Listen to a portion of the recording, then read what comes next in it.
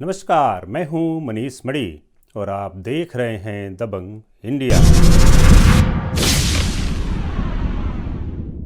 स्वतंत्र भारत में भारत के पराक्रमी वीरों को युद्ध भूमि में उनके द्वारा दिखाए गए अदम्य शौर्य और पराक्रम के लिए भारत सरकार द्वारा प्रतीक सम्मान पुरस्कारों का चलन शुरू किया गया।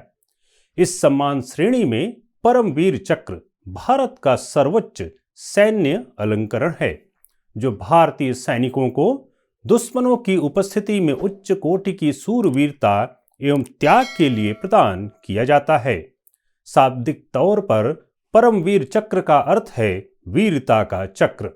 इस पुरस्कार की स्थापना स्वतंत्र भारत में 26 जनवरी 1950 को की गई थी, जब हमारा देश भारत गणराज्य घोषित हुआ था। भारतीय सेना में जल, थल, वायु के किसी भी अंग के अधिकारी या कर्मचारी इस पुरस्कार के पात्र होते हैं। यह सैन्य सम्मान पुरस्कार देश के सर्वोच्च सम्मान भारत रत्न के बाद सबसे प्रतिष्ठित पुरस्कार समझा जाता है।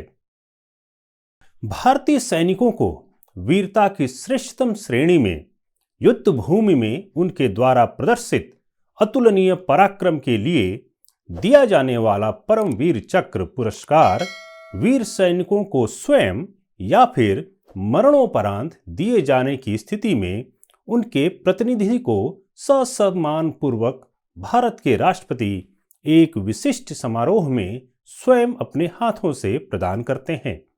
यह पुरस्कार तीनों सेनाओं अर्थात जल, थल, वायु के वीरों को समान रूप से दिया जाता है।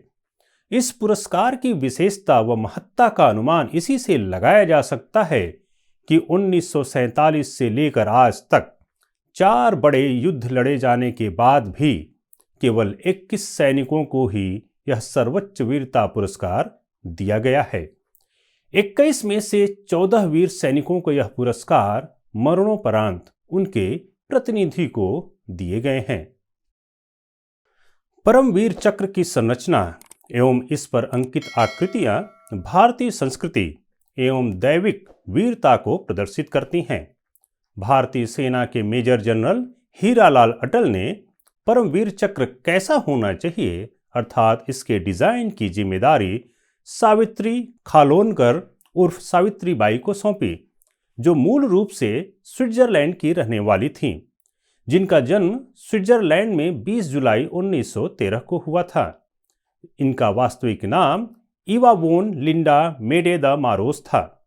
इन्होंने अपने घरवालों के विरोध के बावजूद 1932 में भारतीय सेना की सिख रेजिमेंट के तत्कालीन कैप्टन विक्रम खानोलकर से प्रेम विवाह के बाद हिंदू धर्म स्वीकार कर लिया। तत्पश्चात इनका नाम सावित्री खानोलकर उर्फ सावित्री बाई हुआ। सावित्री बाई का भारतीय पौराणिक साहित्य, संस्कृत और वेदांत से गहरा लगाव था। उनके इस लगाव को देखते हुए स्वतंत्र भारत के मेजर जनरल अटल ने उन्हें परमवीर चक्र का डिजाइन तैयार करने की जिम्मेदारी सौंपी। सावित्री बाई ने भी भारतीय सेना के भरोसे को कायम रखते हुए सैन्य वीरता के सर्वोच्च पदक के डिजाइन को साकार रूप में प्रदर्शित किया।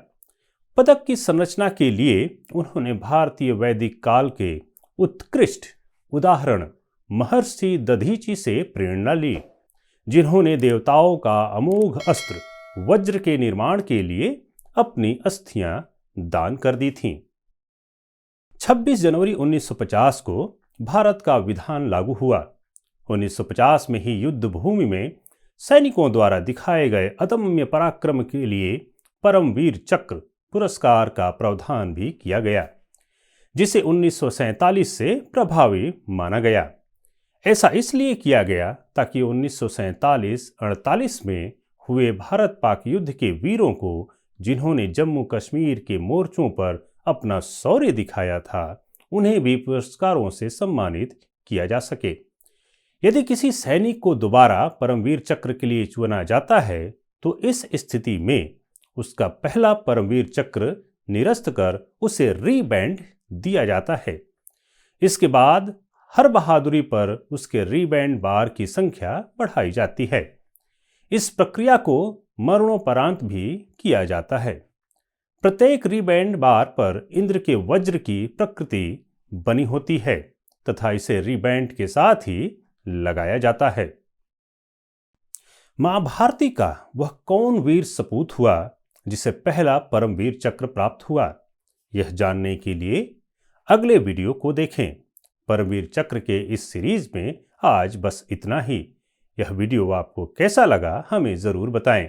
वीडियो को लाइक करें, शेयर करें और हमारे चैनल को अभी तक सब्सक्राइब नहीं किया तो सब्सक्राइब जरूर करें। धन्यवाद।